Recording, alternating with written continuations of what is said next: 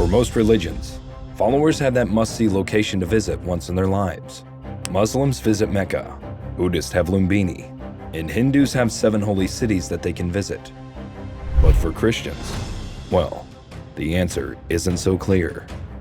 Those hoping to visit Jerusalem, wanting to see the tomb of Christ, may be surprised to learn that he is supposed to have laid in not 1, but 3 different sites.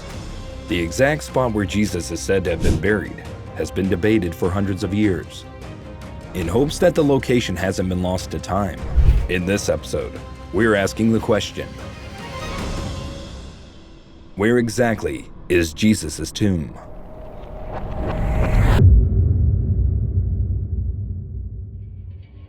The first site takes us to the Talpiot family tomb. Unearthed on March 28, 1980, by construction workers. The tomb is situated 5 kilometers south of Jerusalem's Old City. The tomb is said to have belonged to an affluent middle-class family during the 1st century, with carbon dating placing the tomb as having been constructed during the Second Temple period, 538 to 515 BCE. Inside the tomb were 10 different ossuaries. Ossuaries, for those who don't know, are also known as bone houses and were created specifically to hold human skeletal remains after death. They might take the form of a chest, box, building, well, cave, or other structure. Ossuaries were a common practice among the Jewish population as early as 40 BCE. Ossuaries have been historically utilized in places with limited burial space or in situations where a lot of people died quickly, such as a pandemic or battle. The skeleton remains of the deceased would first be taken and deposited in an ossuary, after being initially buried in a temporary cemetery. Inscribed on the ossuaries located in the Talpiot tomb were names like Jesus, Mary, and Joseph. One of the ossuaries also held the name Mary Mean, which people believe houses the bones of Mary Magdalene, who is alleged to have married and borne a child to Jesus. In 2007, Simcha Yakubovich released a documentary titled The Lost Tomb of Jesus, where he pored over the evidence that led him to the conclusion that this is indeed Christ's tomb. The documentary lent weight to DNA testing that had been done on the remains in the ossuaries. Filmmakers found that all the male ossuaries were related, but Mary Means was not, leading them to conclude that she was the wife of someone in the tomb, that someone being Jesus. Another ossuary was marked with the name Jude, son of Jesus, leaving speculation that Jesus had a child up for debate.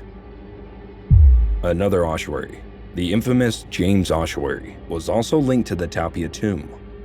Revealed to the public in 2002, the ossuary was said to have been found in the Silwan area in the Kidron Valley, southeast of the Temple Mount. Filmmakers of The Lost Tomb of Jesus alleged that the ossuary had originated from the Talpiot tomb, as both were described to share a chemical fingerprint with identical small quantities of phosphorus, chromium, and nickel found in the clay of East Jerusalem soil. And get this, it's inscribed, Jesus, son of Joseph. Though this isn't as cut and dry as you may hope to believe, skeptics who do not believe that this is the final resting place of Jesus Christ have spoken out saying that the ossuaries could have simply belonged to anyone, owing to the fact that the names inscribed were common in that era and that area. The Talpiot family tomb proponents have also been unable to fully address the theory's most glaring problem. Given that Jesus' family originated in Galilee, why would they establish a family tomb there? According to archaeologist Jody Magnus, only affluent families interred their loved ones' remains in ossuaries, as part of the secondary burial tradition around the time of Jesus. An ordinary grave would have been used by a poor Galilean family.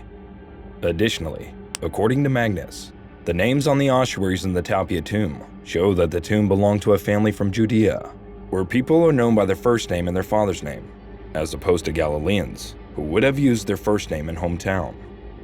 So, if not the Talpiot tomb, where? Well, don't worry. We still have a few more rabbit holes, or tombs, to dive into. Discovered in 1867, the Garden Tomb is located just outside of Jerusalem, standing close to Damascus Gate and Skull Hill, where Jesus is said to have died. German academic Otto Thenius first proposed the garden as the location of Christ's burial in 1842. He thought that Christ was crucified atop the hill of Golgotha, upon the skull-faced cliff, overlooking the garden. The rock-hewn grave was located nearby in 1867. This all made sense in light of the biblical allusion to the proximity of Christ's burial cave to the site of his crucifixion. Several additional academics supported the new tomb site in the 1800s, including British Major General Charles Gordon. Gordon visited Jerusalem and agreed that Christ was crucified on a cliff. Gordon's cavalry acquired the name of the cliff. The Garden Tomb Association purchased the land in 1894 with the intention of keeping it as a pilgrimage site. The garden and tomb are maintained by volunteers who travel from all over the world. Evangelical Anglicans, Protestants, and members of the Church of Jesus Christ of Latter-day Saints are the leading visitors to the tomb. The Garden Tomb is an Iron Age tomb from the 7th or 8th century BC, according to archaeologist Gabriel Barkay, who has investigated the tomb complex where it is located.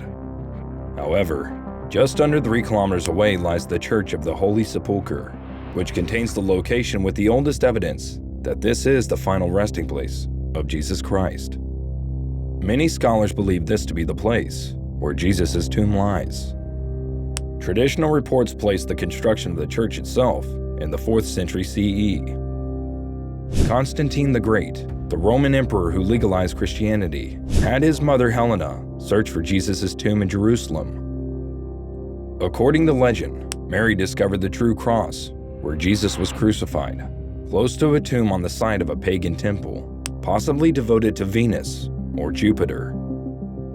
A rock-cut tomb that was thought to be the tomb of Jesus Christ was discovered beneath the destroyed temple. The Church of the Holy Sepulchre, which was originally known as the Church of Anastasis and meant resurrections, was later constructed over the location and dedicated in 335. The church has experienced numerous damages and destructions over the years, including those caused by earthquakes. The Church of the Holy Sepulchre was burned down by the Sassanid Empire, which was the Persian Empire at the time, in 1614. It was restored 16 years later. The Church of the Holy Sepulchre was ordered to be destroyed by the Fatimid Caliphate in 1009. However, this wasn't done so much to target the church directly, as it was to attack Jewish and Christian holy places and places of worship all throughout the area. Later, it was rebuilt and redecorated. The ruins of the old tomb are now surrounded by a shrine called the Edicule. For the first time in about 500 years, the limestone slab that covered the burial bed of the tomb was taken off during renovations in 2016 to clean and structurally strengthen the Edicule. The building date of the structure is in the mid-4th century, and the reconstruction of the Crusader Chapel from the Middle Ages were both validated by mortar samples taken during the tomb's opening. Optical stimulated luminescence, a method that determines the last time the quartz sediment was exposed to light, was used to date the mortar. 2 different labs separately carried out the testing. These tests supported the site's long-standing recorded history. There is some proof that the tomb itself is the right location. Jesus was reportedly crucified outside of Jerusalem's walls and buried there, according to the New Testament. There are explanations for this since ancient funerals were almost always performed outside the city. The Church of the Holy Sepulchre would have been outside the old city of Jerusalem's walls during Jesus' lifetime, because they didn't reach as far as they do now. Archaeological evidence has also shown that the second wall around the church was constructed later, supporting this. We may not be 100% confident that the location of the Holy Sepulchre Church is where Jesus was laid to rest, but there is no other location that can make a claim quite as significant. And there is virtually little reason to doubt the legitimacy of the location. So what do you think? Was one of these places really where Jesus of Nazareth was laid to rest? Let me know in the comments.